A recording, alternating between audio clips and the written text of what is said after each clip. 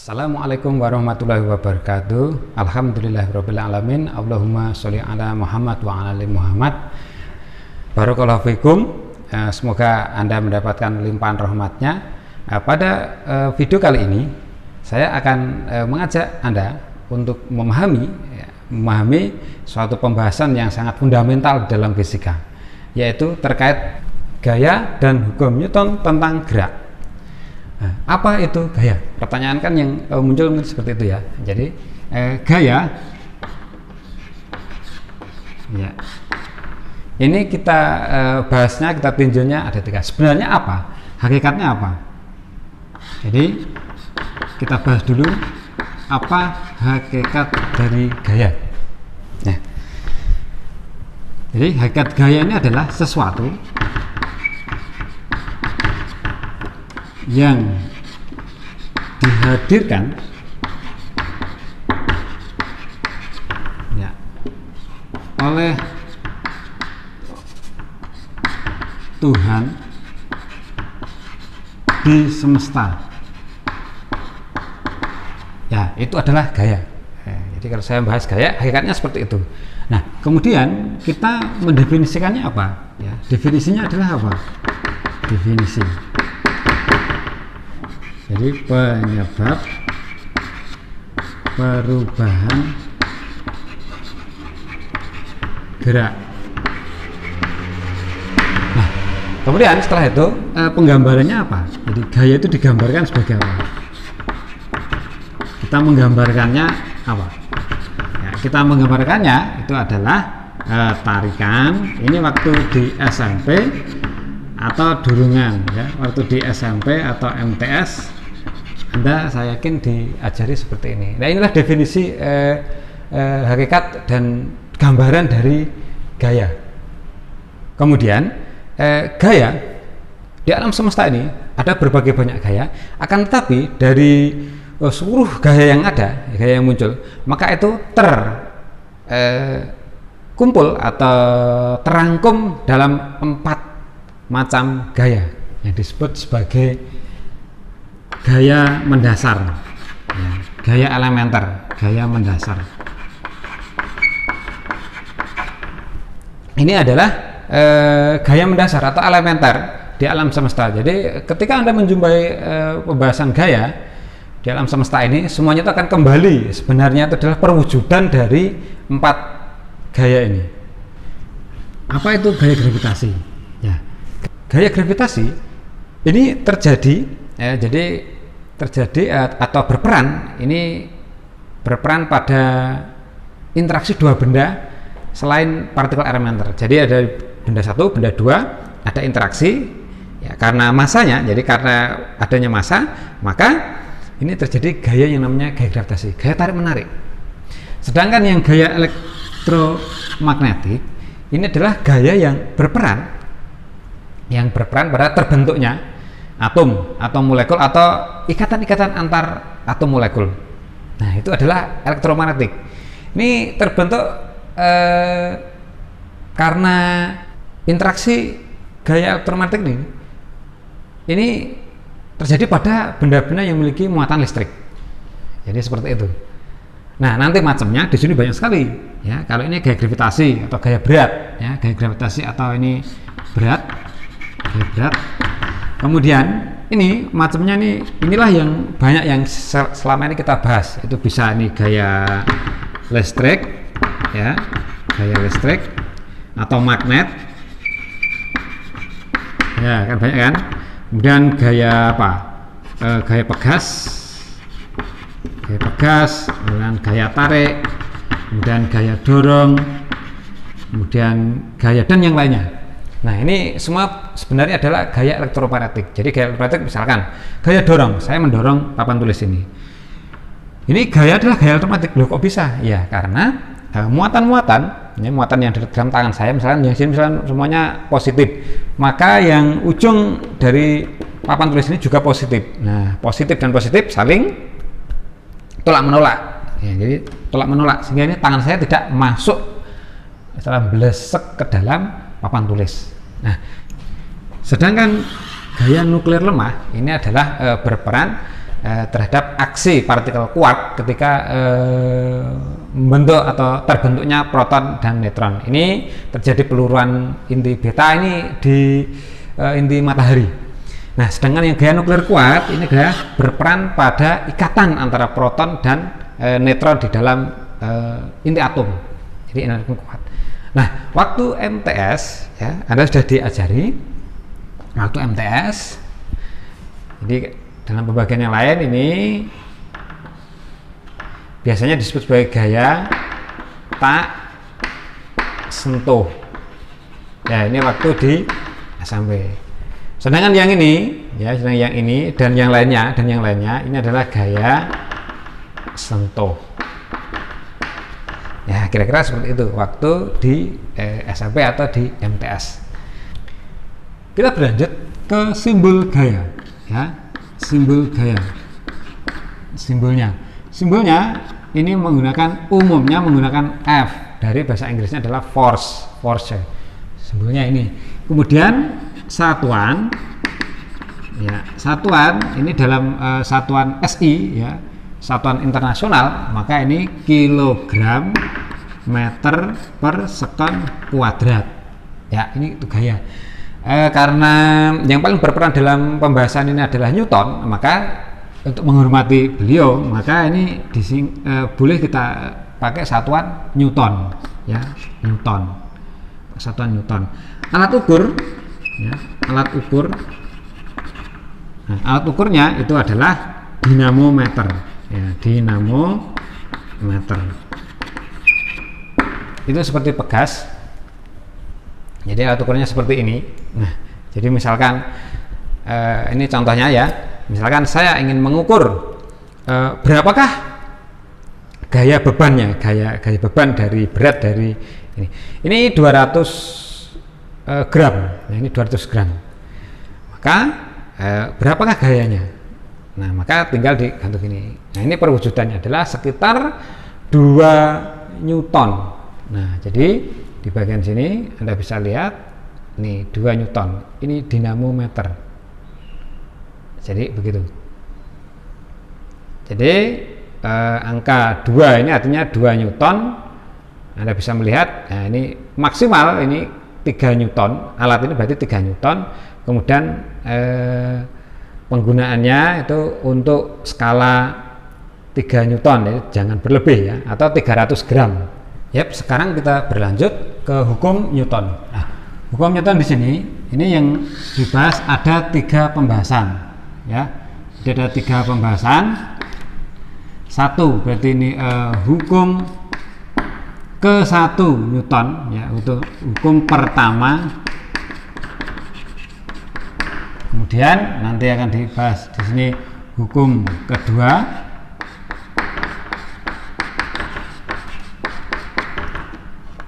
Dan hukum ketiga.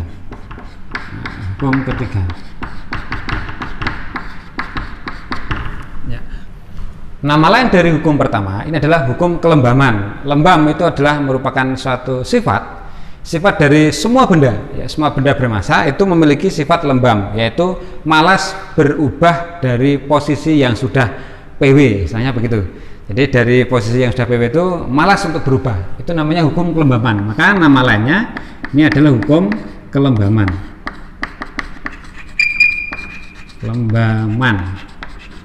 Lembam itu adalah sifat malas berubah. Nah, hukum kelembaman di sini ini berbunyi bagaimana?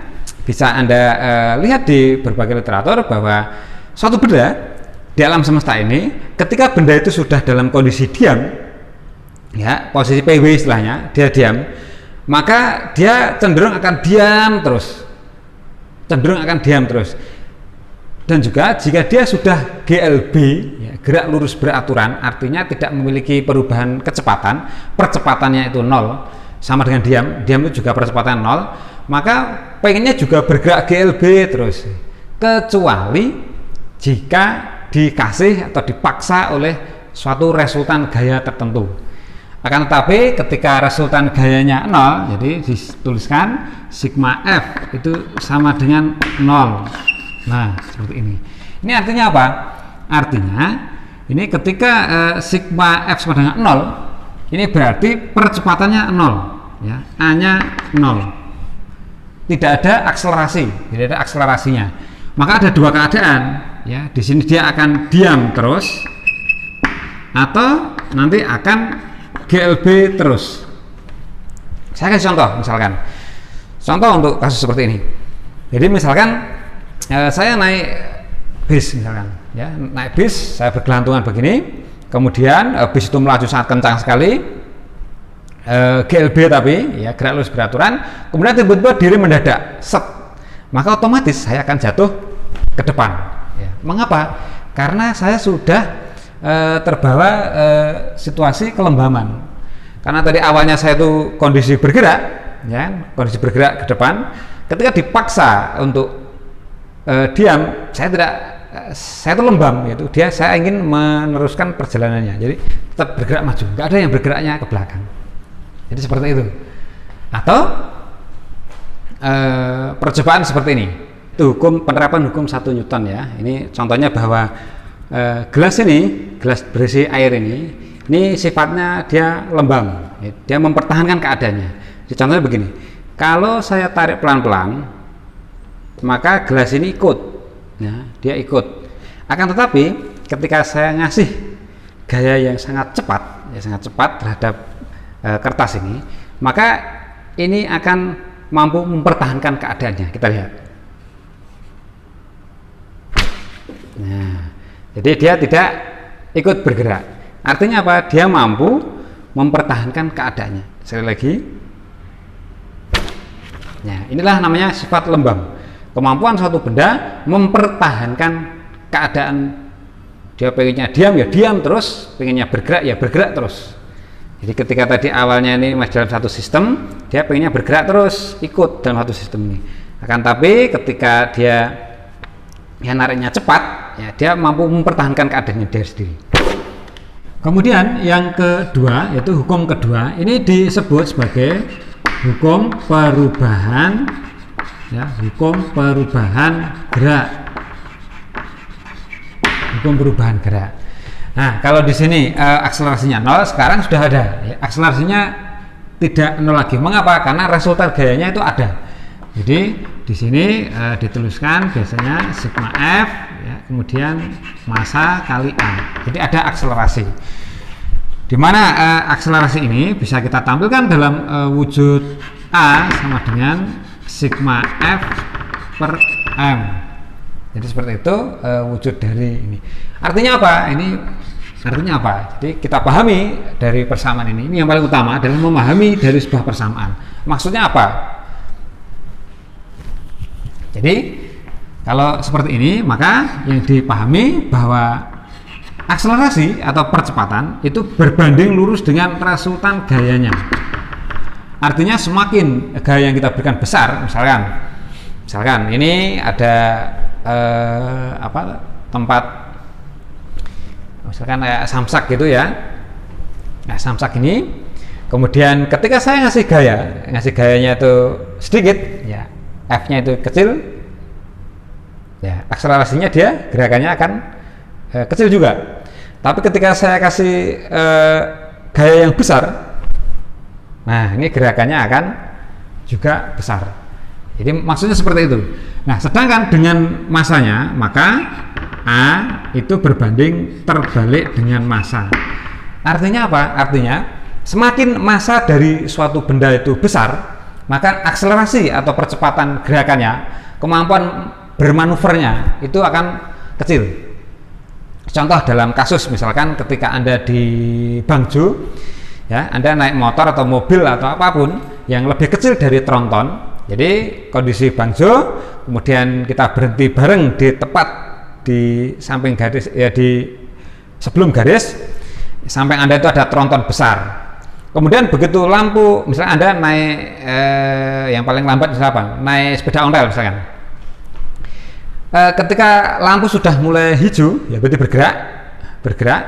Anda ketika begitu mancal set gitu, maka gerakannya itu akan lebih cepat Anda pertama kali. Ya, tronton itu ketika Anda sudah bisa melaju bus gitu, tronton itu akan bergerak sangat lambat sekali, masih lambat itu. Mengapa?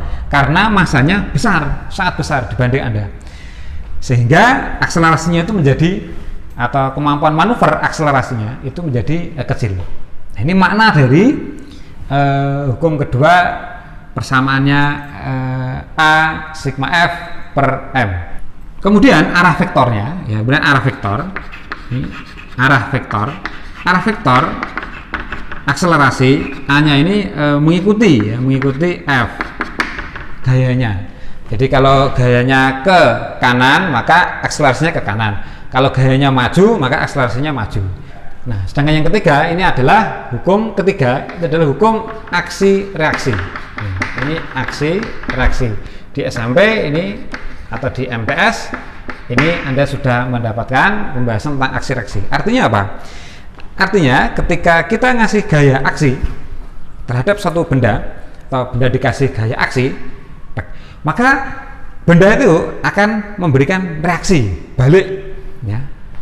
Aksi, ketika kita ngasih gaya aksi F aksi, maka dia akan dilawan. Ini tandanya negatif itu artinya melawan, ya. Ini reaksi. Jadi gaya aksi dilawan dengan reaksi. Hukum aksi reaksi ini adalah sunatullah yang telah ditetapkan oleh Allah di alam semesta ini. Jadi di alam semesta itu semua itu ada balasannya. Jadi balasannya itu setimpal, ya. Jika kita misalkan berbuat jahat kepada orang, nanti akan ada balasan dari perbuatan jahat ini. Ini berbeda ketika kalau di akhirat, ya. Ini berbeda dengan di dunia dengan di akhirat. Jadi kalau di dunia ini hukum-hukumnya seperti ini, si Newton itu mampu menerjemahkan. Ketika di akhirat itu berbeda. Kalau di akhirat itu tidak setimpal. Untuk dosa, betul, dosa kita akan dibalas dengan balasan yang setimpal. Akan tapi ketika kebaikan, maka Allah yang maha pemurah dan maha bijaksana dan maha baik itu akan memberikan balasan yang berlipat-lipat. Nah, itu berbeda, sehingga secara otak-atik gitu, misalkan aksi reaksi itu tidak berlaku di sana, ya. Jadi nggak berlaku. Karena apa? Ini harus sama, besarnya harus sama. Nah, jadi ini adalah merupakan sunatullah yang diciptakan di alamnya. Ini sunatullah. Sehingga ini yang menggerakkan adalah Allah, bukan artinya alam itu bergerak sendiri tanpa ada pencipta, bukan seperti itu. Nah, itu pemahaman yang bagi orang beragama, ya, itu akan fatal atau salah, ya. Kita berlanjut, ya, pasangan aksi reaksi, ya, kita berlanjut dari sini. Ini ada syarat, ya, syarat pasangan itu aksi reaksi.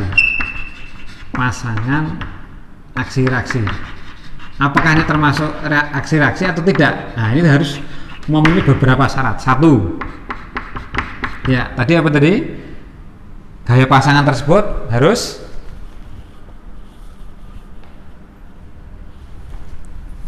jadi gaya harus sama besar, yaitu gaya sama besar. Kemudian yang kedua, ini adalah berlawanan arah. Gaya harus berlawanan arah.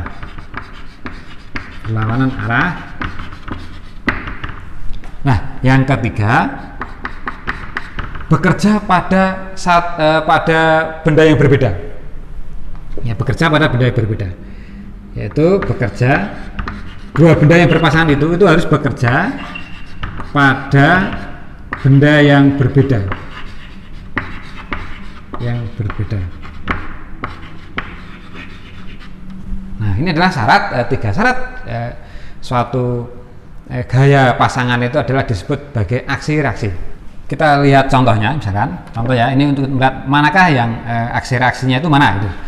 Jadi misalkan contohnya ini ada atap, kemudian digantungi satu beban, ya, kemudian di sini bumi, ya, ini pusat bumi, misalkan ini pusat buminya, ini pusat bumi, pusat.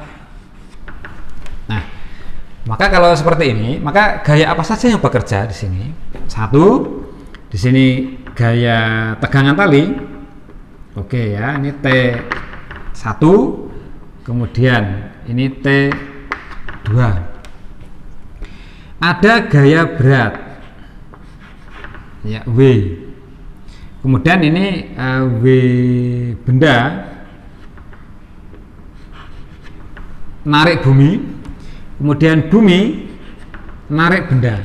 W bumi narik benda. Nah, akibat tarikan dari bumi, maka ada gaya terusan yang ke bawah.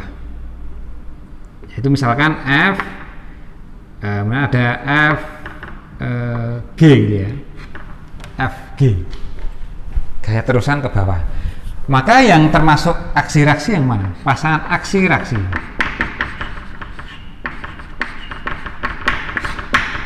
Nah, gayanya harus sama besar ya, ini sama besar.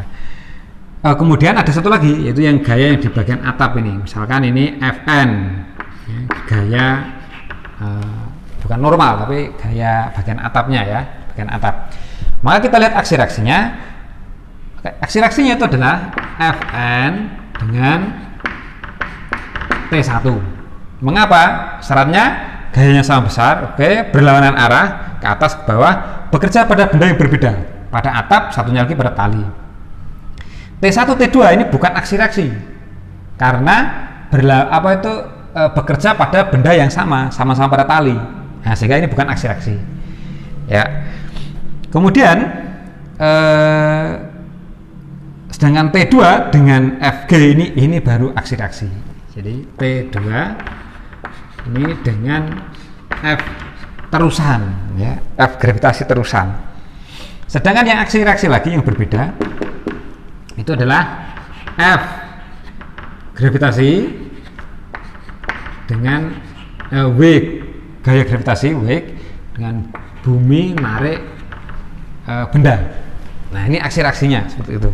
Kemudian kita lanjutkan untuk macam-macam gaya yang akan kita bahas dalam cakupan hukum Newton ini.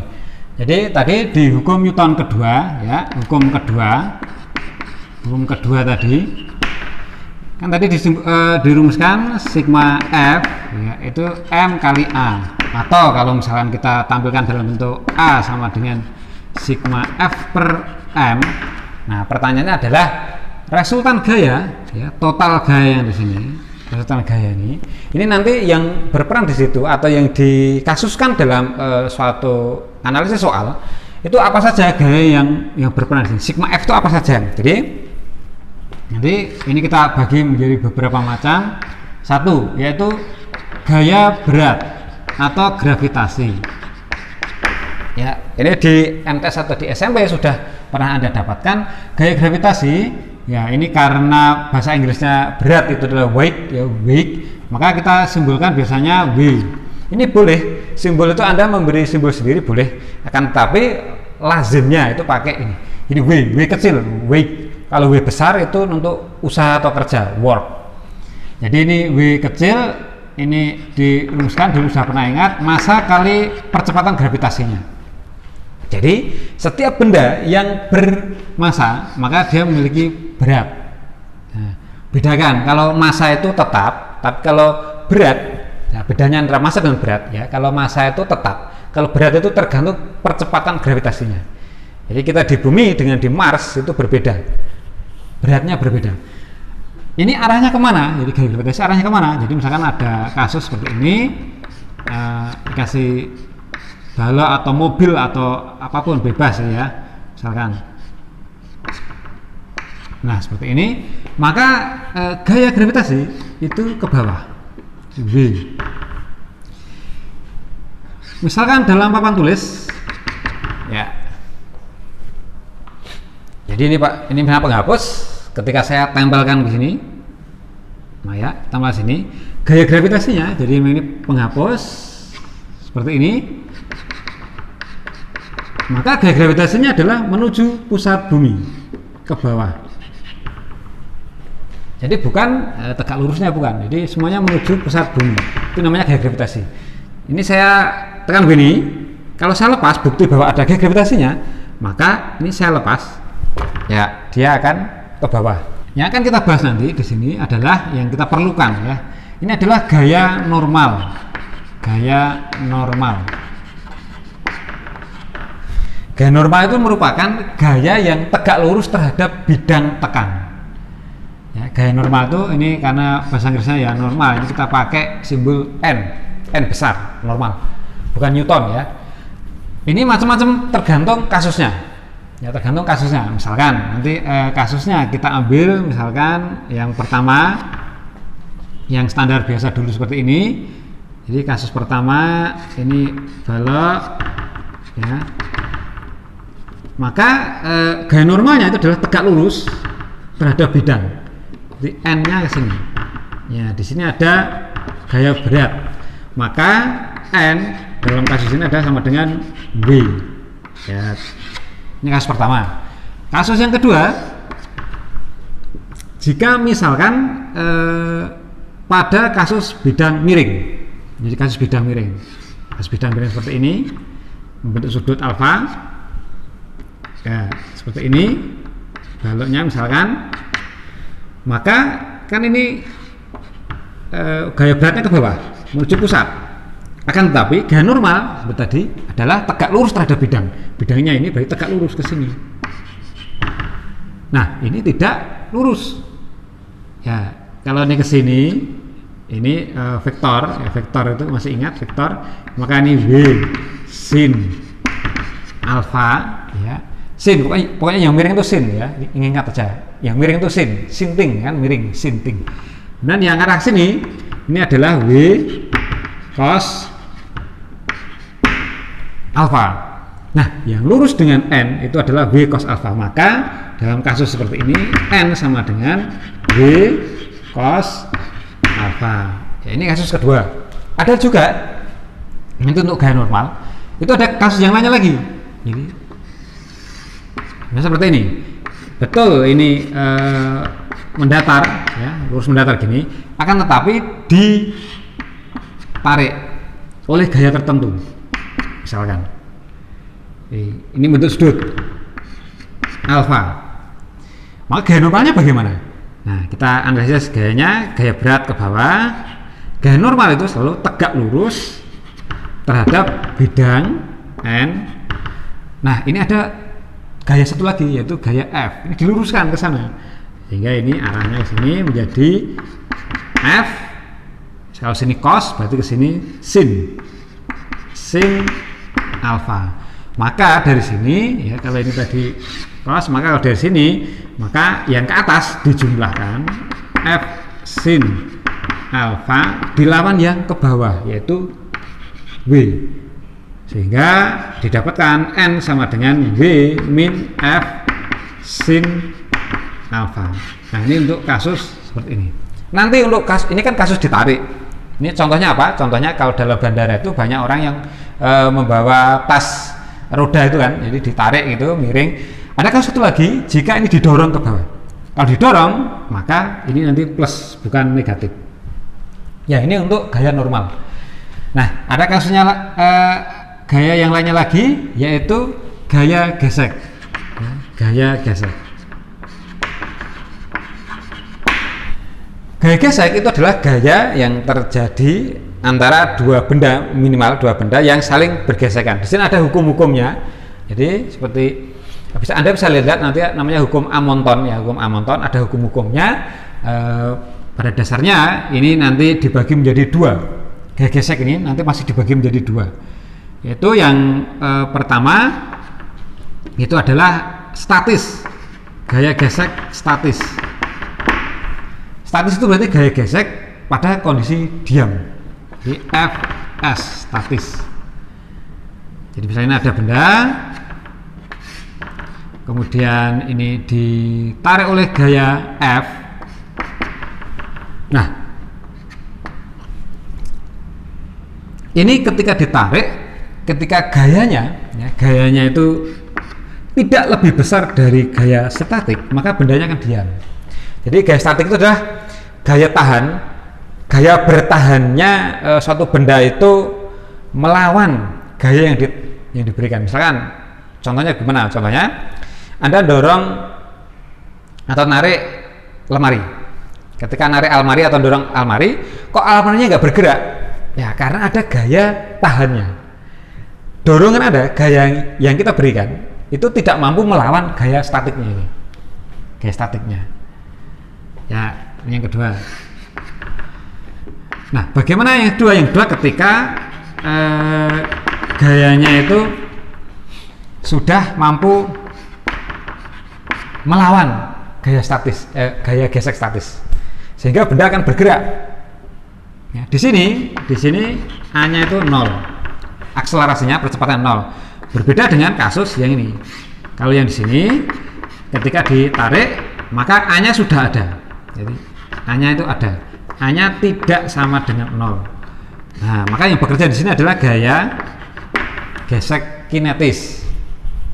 Nah, perlu Anda ketahui dari kasus ini bahwa rumus gaya gesek, ya, kalau ini statis ya berarti mu s kali n, kalau kinetik berarti mu k kali n. Ini ya. Apa itu mu k mu s? Ya, ini mu adalah koefisien gesekan, tingkat kekasaran dari suatu benda. Semakin dia kasar maka semakin besar, semakin licin akan semakin kecil, seperti itu.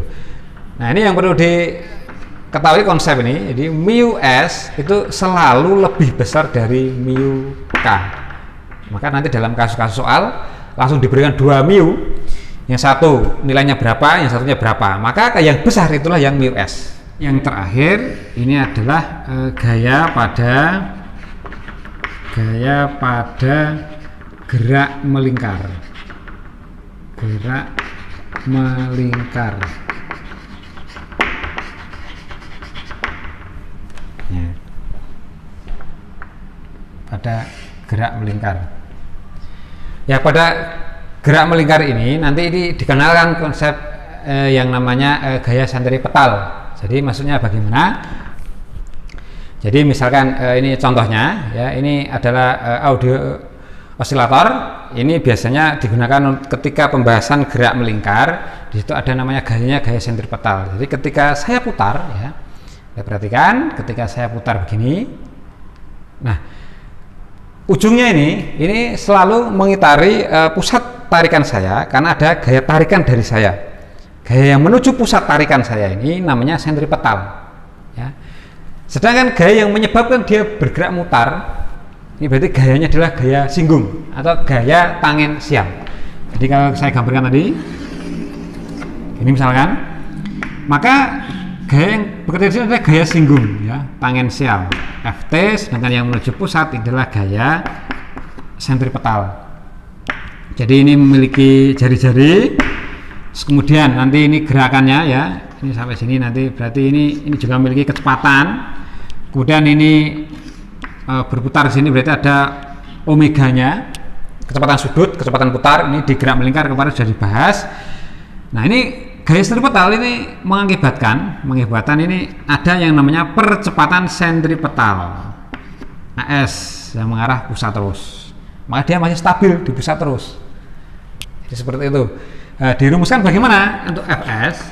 Ya, Fs ini adalah mu m v kuadrat per r, atau kalau dalam